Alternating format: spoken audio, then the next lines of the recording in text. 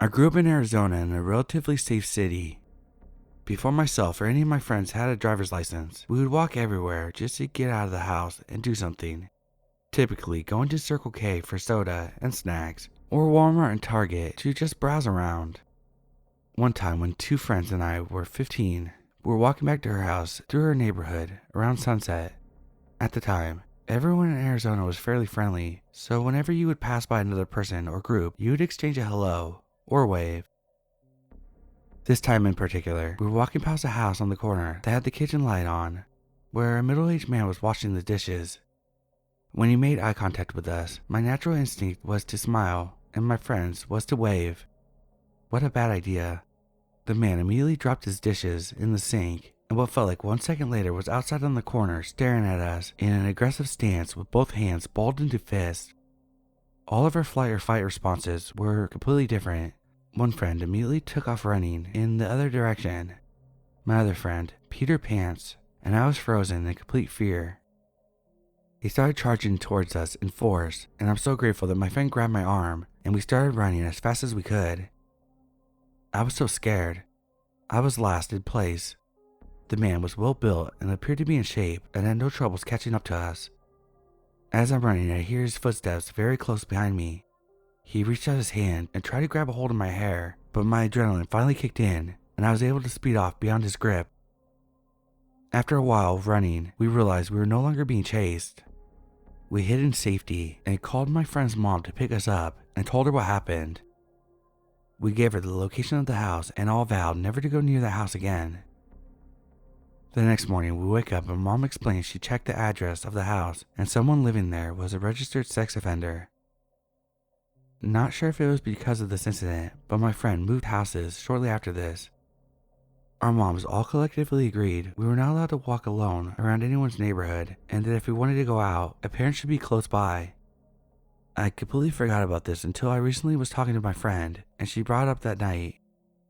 I sometimes wonder what would have happened if the man got a better grip on my hair, but I'm thankful that we got away unharmed. At 27 today, I carry a pocket knife and pepper spray with me at all times.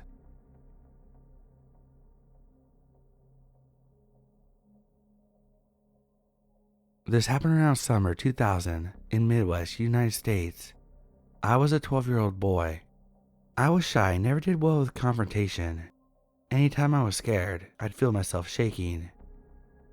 One day, my dad and cousins were weightlifting in the garage and it was open. I decided to grab my bike out of the garage and ride up and down the street while my dad and cousins lifted. As I'm pedaling away from my house, I see another kid riding his bike probably about 5 to 6 houses down from mine, but he's kind of going in circles.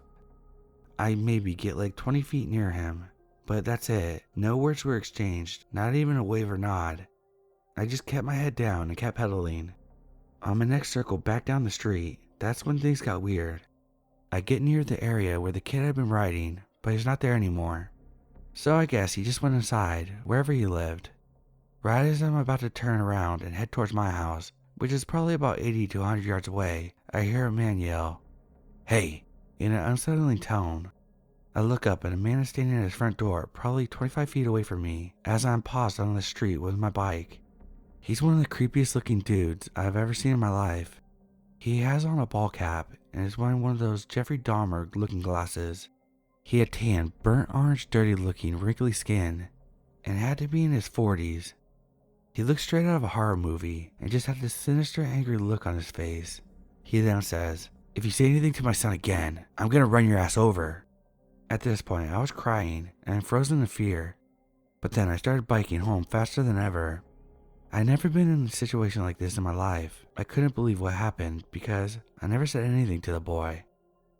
So I get to the open garage where my dad and cousins are still lifting, tell them the story, and then they decide to go to this guy's house and address the situation that had just occurred. My dad and cousins had a few beers and were pretty jacked, so they were ready for a tussle if needed.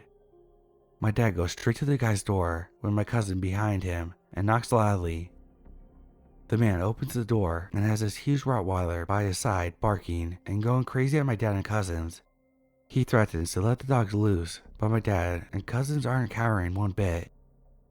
After a bit of bickering for a minute, the guy goes inside his house and shuts the door. Nothing else happens that night, and we walk back home. A few days pass, and now I'm about to get to the creepiest part.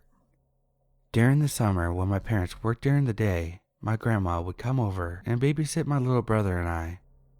We were about 10 minutes from downtown, and my grandma was going to take us to grab food at Sonic. We get into the car and start driving down the road towards the creepy dude's house. This made me feel uneasy, but that's the direction we had to go. As we get closer to the house, the hairs on the back of my neck start to stand up. As we go by the house, I see him. He is sitting in his red truck in the driveway, facing the road like he's about to pull out. I don't remember well, but I think he might have even had a grin on his face when we drove by. We pass the house and he pulls out behind us. I start freaking out a bit, so I tell my grandma the story about the man driving behind us. At first, my grandma is chill about it, but then I notice she seems to be shaken. This is because she had made about 6 to 7 turns to throw him off our trail, but he kept following us, every little turn. At this point, me and my brother are in the back seat with our heads down as he follows us. But luckily, we made it downtown where it was busy. We get near the police station, I believe, and take another turn. Then he finally passes by. I never saw the man again. My mom and dad split up, and we left that neighborhood about 2 years later when my mom moved to the country. My dad still lives in the same house, and I wonder if that dude stuck around for a while, or even still lives at the house. What was his intent? Was it just a coincidence, or did he plan on following us? It was so weird how it looked like he was just waiting in his driveway for us to pass by.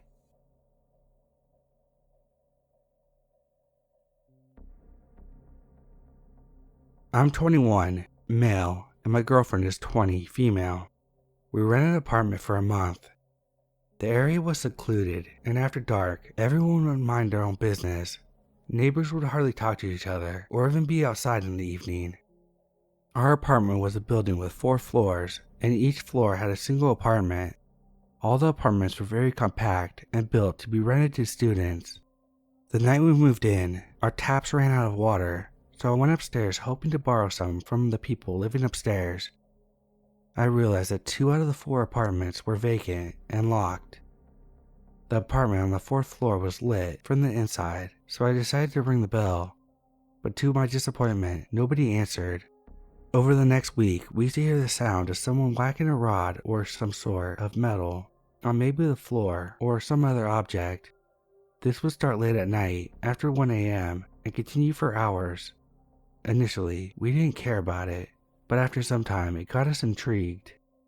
The sound was clearly coming from one of the apartments above us, but as I already mentioned, 2 of the 3 were vacant, for sure, and the 3rd one seemed vacant, but was lit from the inside. I knocked on this door many times, but no one ever answered. The whacking sound was a daily occurrence, and on some very late nights, we could hear someone climbing the building stairs. It seemed as if we were the only one living in the building, especially during the day, until the very late nights. We made up theories to convince ourselves that it was just nothing, but the pattern of the whacking was too irregular for it to be made from wind or something other than a person. It would start almost daily around the same time. We asked people around, but didn't get a satisfactory answer. No one knew if anyone lived there. Towards the end of our stay, I saw a shady-looking man going upstairs during the day. I asked him if he was the owner of the apartments upstairs. He said he was, also including the one on the 4th floor. I asked him if anyone lived upstairs and also about the whacking sound. He told me that no one did and that he's looking for tenants. He said he had no idea about the sound. To my surprise, he then asked me, "So for how long are you going to stay here?" 4 more days. We leave on the 30th of this month. He asked me if anyone else had rented the place for the next month, and I told him that I didn't know. So the strangest part is that the next 4 days, there was neither the whacking sound nor the sound of someone climbing the stairs late at night. However, my girlfriend's internship got extended by 2 days, and we decided to stay there. And just as I anticipated, the whacking sound resumed on the 30th, the day we were supposed to leave. I don't know what it was, and I won't ever know. It really scared me sometimes, and feels weird thinking about it even now.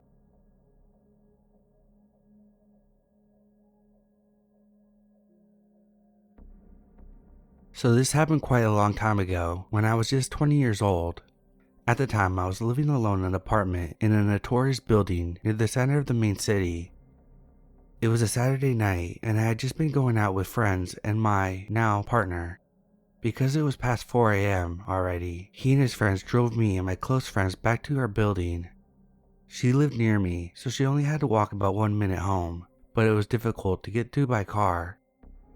We said our goodbyes and my friend started walking towards her place while his friends stayed in the car. We made out for a few minutes until some guy started hollering from one of the balconies of my building. I felt a little embarrassed, so for me, that was the cue to say goodbye and go inside. I walked to the entrance, and as I entered the building, a guy walked downstairs. So I just simply pressed the button of the elevator because I didn't feel like taking the stairs to the 6th floor. The man, maybe a few years older than me, asked if I had a cigarette. I told him, no, sorry, to keep it short and simple. He just nodded, kept staring at me and stood next to me waiting for the elevator. I felt creeped out by this, but decided to still wait for the elevator and just get home as fast as possible. At this point, I naively thought that maybe he would just leave once the elevator arrived. However, he didn't. Once the elevator doors opened, he stepped in and just waited for me. I got inside the elevator and noticed he didn't press any buttons. I got a weird feeling, so I excused myself and told him I needed to call a friend. He grabbed my arm and tried to pull me back into the elevator, saying, No, come here. I told him louder, let go, I really need to make this call, and pulled my arm hard to free myself. I almost ran outside, but didn't know where to go. I was afraid to go back inside, but it was so late, so I didn't feel safe outside either. I just started walking around the complex and called my friend. She asked me where I was so that she could come to me, but her phone died before I could answer. I didn't know my partner well back then, so I felt really uncomfortable and almost embarrassed to reach out to him, but I did anyways. The need to get somewhere safe was bigger than my embarrassment, and I don't know anyone else that would still be up this late at night. I texted him, and once he got to know what was going on, he and his friends came racing towards me. They were there within 5 minutes, parked the car and escorted me back home. By the time I got back in the building, the guy was nowhere to be found. They still decided to escort me back to my apartment and stay with me for a while until the sun came up and I felt comfortable enough to go to sleep. I had 3 locks on my doors, so as soon as they left, I locked myself in and went to sleep. I reported to my landlord, but he couldn't help much since the security cameras often didn't work and happened to be offline that evening. I told them about the guys on the balcony as well, because I didn't know if it was one of them and therefore saw me going back alone. But the landlord told me that no one with a description lived on that side of the floor. Looking back, I am so grateful I trusted my gut instinct and just got the hell out of there. I don't know if he would have done anything, but it was a weird situation regardless, and it could have ended badly.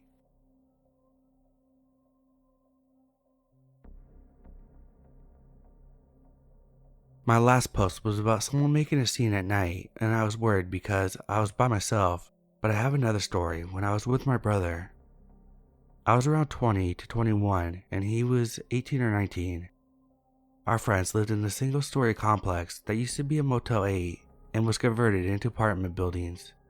Picture a horseshoe-like parking lot with maybe 20 units. My brother and I parked directly in front of the unit and left around 12 a.m. We'd never done drugs and we're just silly kids hanging out with other silly kids. As we pulled out, someone ran in front of my car and asked me for a ride to the closest gas station. We apologized and told him that we couldn't take him. I looked at my brother, who was in the passenger seat, and asked him what we should do. He's a fighter, but even this situation made him uncomfortable. He basically told me, hit the gas and get the fuck out of there. There was a stop sign at the end of the parking lot, and the guy just jumped on my hood. My brother told me, fuck the stop sign, go! As soon as I accelerated, the guy jumped off my hood and chased us, yelling obscenities. We called our friend on the ride home and told him that his neighbor was insane. This guy was higher than a kite and definitely scared the shit out of 2 young people.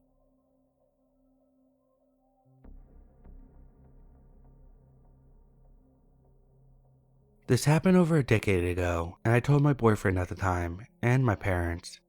My ex-boyfriend lived in a multi-level apartment with his mom and aunt. We were both around 20 to 22. I entered the gate code and started driving 5 miles per hour towards the back of the apartments, as that's where he lived. While I was creeping a few miles per hour, a man ran out in front of my car and started waving his arms above his head, yelling and making a scene. I'm a 100-pound, 5'2" female, so I didn't want to roll down my windows or ask what was wrong. I drove around him because he was in the apartment parking lot and he half jogged after my car. Luckily, the complex was large, so by the time I parked, he was gone. I was scared shitless and called my ex to meet me at my car before I unlocked it. I don't know if someone was in trouble or if it was someone seeing meth monsters. Either way, it made me uncomfortable and I was shaking when I parked.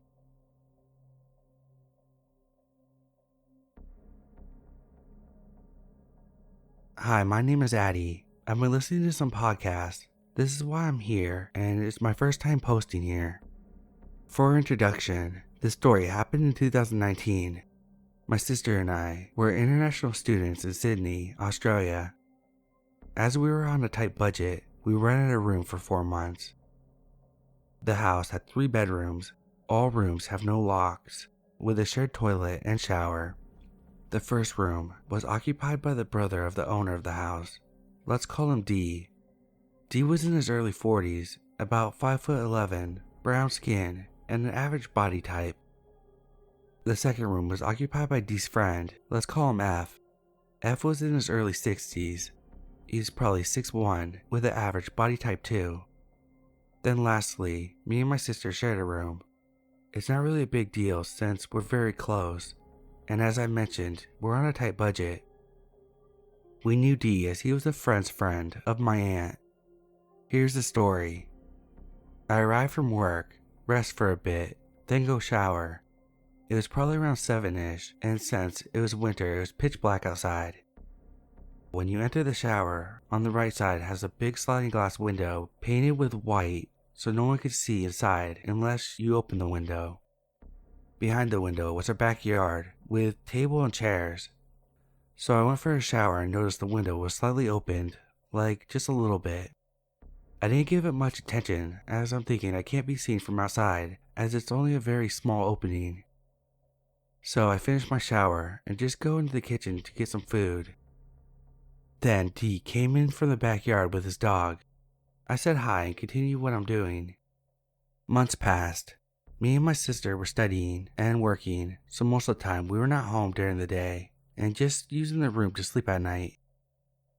One time my sister has a late night afternoon shift, which was not her typical schedule as she always worked the early morning shift. I left for work and my sister was still sleeping, covered with blankets all over her body since it was winter. We have the same body type, 5 foot and petite. So sometimes you can't tell if someone's under the blanket, or it might just be a pillow. My sister wakes up as she hears some noises happening around the room.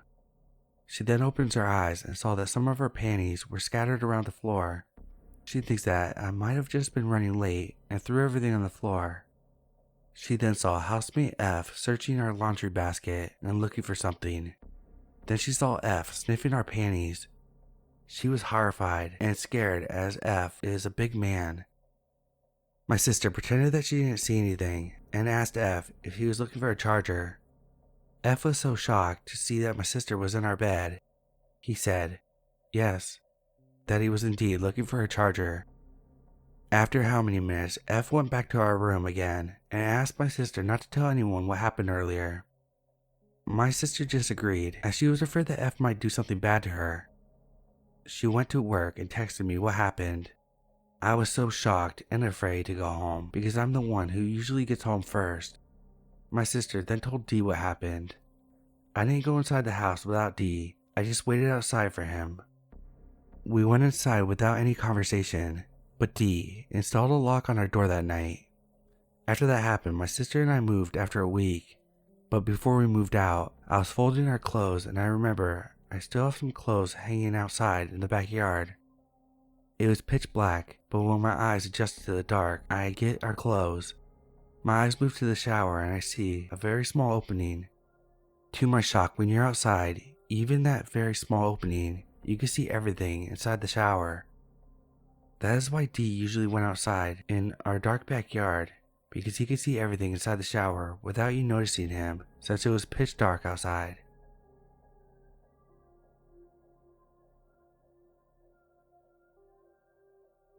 This is a true frightening story that occurred more than a decade ago, when I was about to head into my teenage years. My friend and I were wandering around the neighborhood that I was living in, as we always did. We strayed several blocks from the house we were staying at when two dogs started barking up a storm at us as we passed their house. They were pit bulls. The dogs started digging the ground under their fence. We could tell that the dogs were about to break out, so my friend and I started running. As we saw the dogs get under the gate and start coming at us, we went into this person's yard and shimmied up a tree which had branches for us to get up on. The dogs are now on the base of the tree barking, which made the owner of the yard come outside and shoo the dogs away. As we were still in the tree, this owner, which looked about 50 years old, started to tell us to get into his garage so he could keep us safe. My friend and I looked at each other, knowing between our eyes this was dangerous. We proceeded to tell him that we were okay and we were going to head home. But he was at the base of the tree at this point, attempting to coax us into letting him help us down. The tone and mannerisms of this guy were sinister, and even as young boys, we could tell that he was a predator. This man kept looking back and forth on the street to make sure that no one was coming down, but eventually someone walking their dog down the road came along, and I said that it was my relative. We jumped down. As the man backed up, we ran up to the person like we knew them. I always wonder what would have happened if we would have let him keep us safe.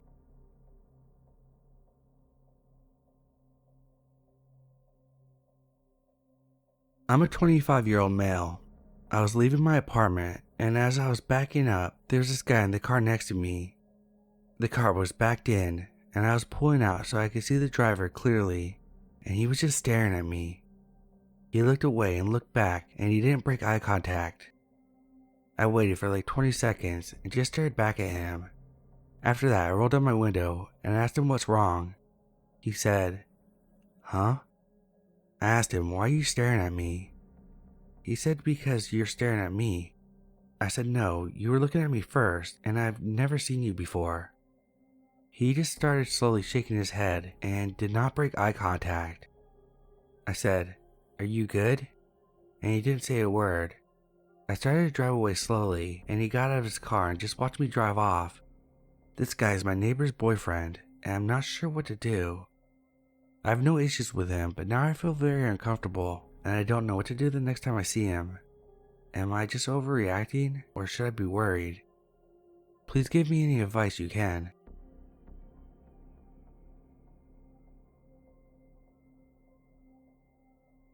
For a little setup, I was a petite, 4'10", 13-year-old girl when this happened.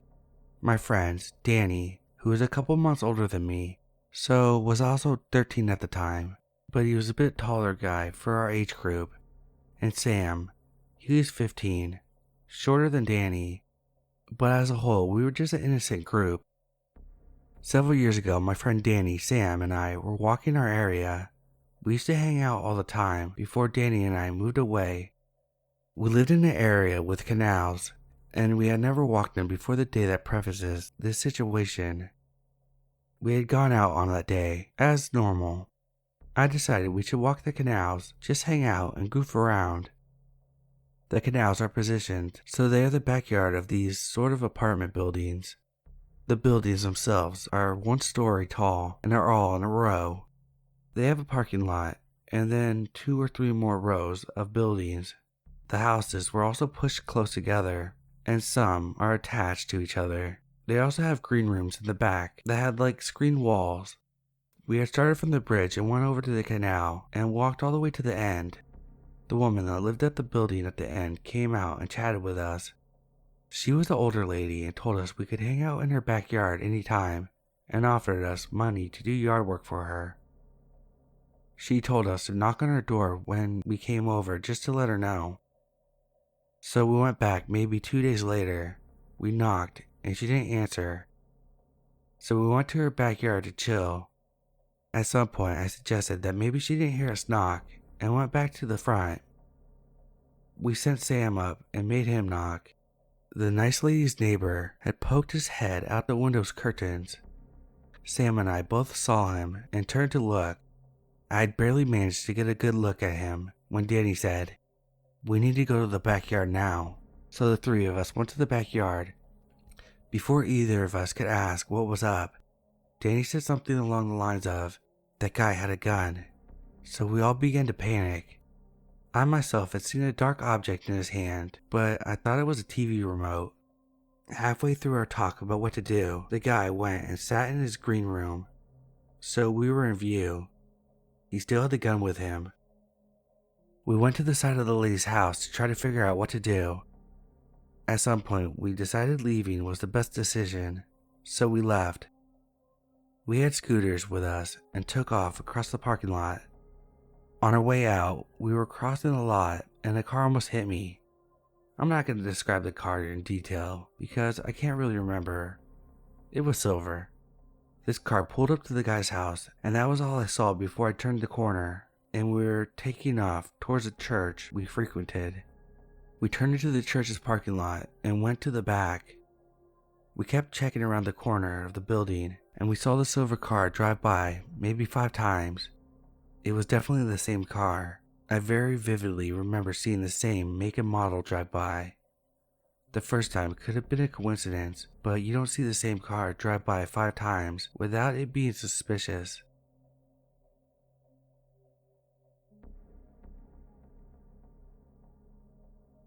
Trigger warning for this story. So I was stupid and went to an acquaintance friend's apartment that was technically a neighbor. I walked in and immediately noticed all the smoke in the air and a little boy sitting on the couch in the midst of it. The acquaintance of mine, I'll call L, and the dad, R, start smoking illegal substances, and I was immediately uncomfortable. This was right in front of a child. R hit the kid a couple times, and I said, "Please don't do that." He laughed at me. I spent some time with the boy. He was excited to show me his toys and stuff. I had to get out of there, and the boy grabbed my hand and begged me not to leave. I told him I'll be back. I feel so bad for lying. I got home and told a couple of people, and they told me to stay out of it, but I just can't. I reported it to a child abuse hotline. I'm afraid of the repercussions because it's obvious it was me who told. I'm so sick about it, I can't sleep. Edit. Thank you all so much for the support, it means a whole lot. I'm afraid, but I feel so much better with you backing me. R also called the boy horrible names. Like some of you mentioned, it's probably much worse when they're alone. I will pursue my call and make sure the boy is helped. Just know that I appreciate all the comments so much. Edit 2. It was meth, not weed. The smoke in the air was weed, but they started smoking meth, which was what I was referring to.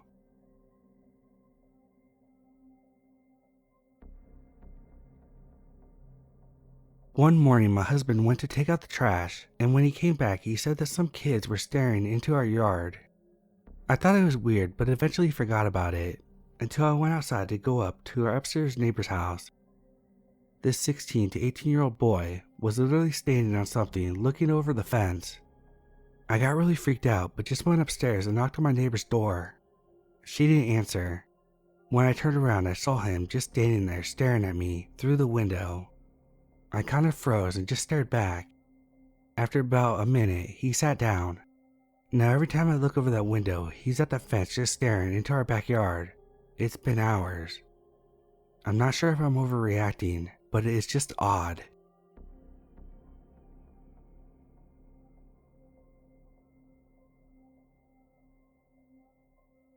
Trigger warning for this story.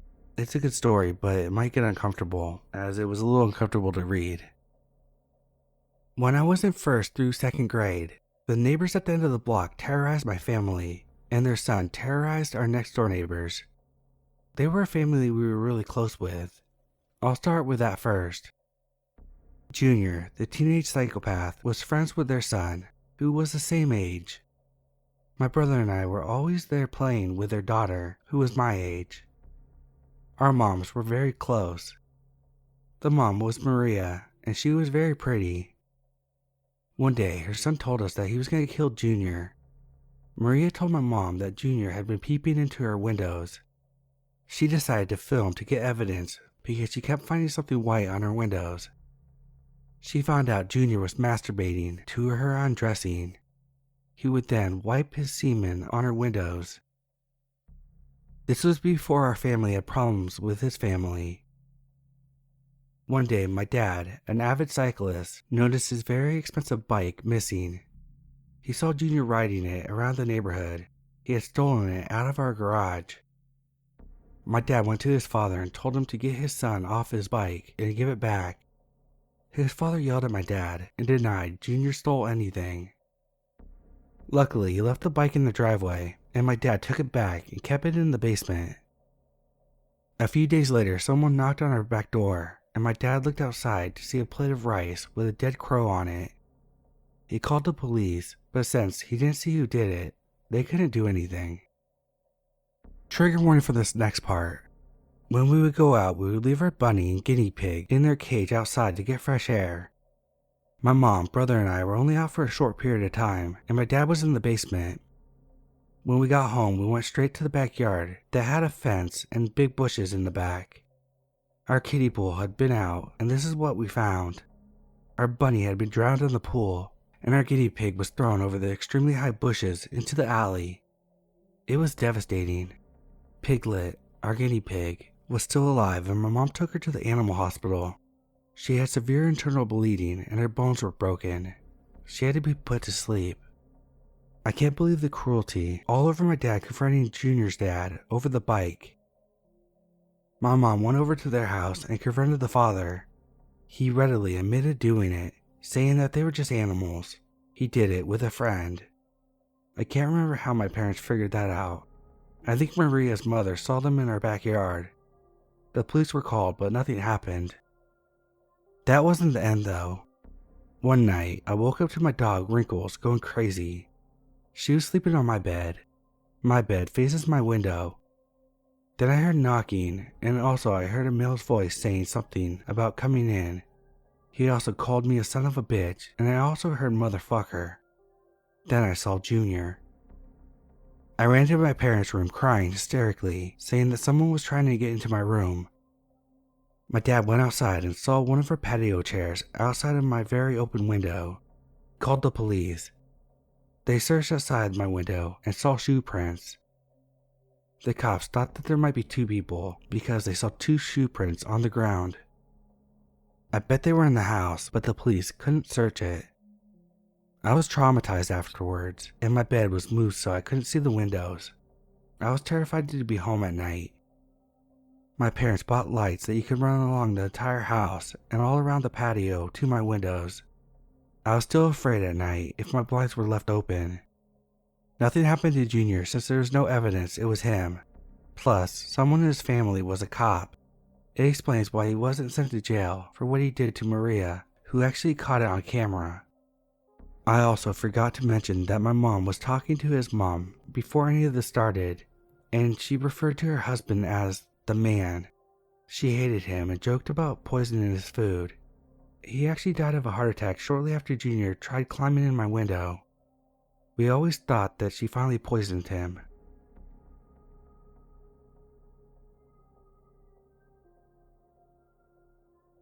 Trigger warning for this story. I'm 19 and I'm a guy, so I've never been in such a weird and uncomfortable situation like this before. I'm not gay and I have nothing against gay people. However, I thought this encounter was completely weird and inappropriate. My neighbor lives with his wife next door, and he's always outside chatting with the other neighbors. Very popular in the neighborhood, and he gives everyone free beer and cuts people's grass for free. So I just figured he was a really nice guy. Yesterday, his wife wasn't there, and he asked me if I could help him connect his VCR to his smart TV. I figured why not? As soon as I stepped inside, I immediately noticed he was really drunk. He kept hugging me, telling me I have a nice body, calling me handsome and touching my chest, face, and arms in a nonchalant way, playing it off as him being really friendly. It made me uncomfortable, but I figured he was senile or something. He kept trying to make conversation and was telling me we should go to the movies sometimes and be friends, telling me about projects around the house that he wanted me to do for money and just other really awkward shit. As I was threading the HDMI cable through the back of the TV stand, I told him that the cable might not be long enough, and he said under his breath, "Just like that hard cock of yours." I was so caught off guard that I just pretended I didn't hear him. I've been to this guy's house before and chatted with him, but he's never once acted like that towards me, so I was just in shock.